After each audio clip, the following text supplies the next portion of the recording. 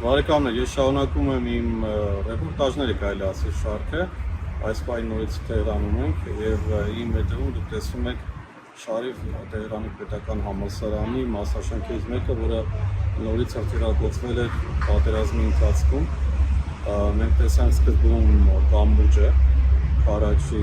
մոտ գտնվող Թեհրանից 30 մոտավորապես կիլոմետր հեռավորության վրա, սա արդեն Թեհրանի սրտում է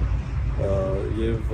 իհարկե զոհեր եղել են բնականաբար, հարված է եղել ուղիղ մասնաշենքին, համալսարանական մասնաշենքին։ Ինչու եմ ես այս բանը ցույց տալիս, որ մենք պիտի հասկանանք, այսինքն ընթացքը պիտի պարզ լինի, թե շարունակվում է պատերազմը եւ բնականաբար երկկողմանի հարվածները, թե վերջ է տրվում դրան եւ վերջապես կհաստատվի ցանկալի խաղաղությունը, քանի որ խաղաղությունը բնականաբար բոլորի համար գլոբալ առումով ցանկալի է, բայց միշտ չէ որ այդ խաղաղությանը կարելի է հասնել պարզապես ուղղակի նստելով եւ որոշելով որ պետք է խաղաղություն լինի։ Ամեն դեպքում ես ուզում եմ եւս մեկ անգամ շեշտել, որ հիմա այն կարևոր օրերն են, որտեղ կոնկրետ Իրանի բարագայում եւ տարածաշրջանի համար ընդհանուր առումով եւ նաեւ այդ առումով Հայաստանի համար որոշվում է թե ինչպիսի ընթացք կունենա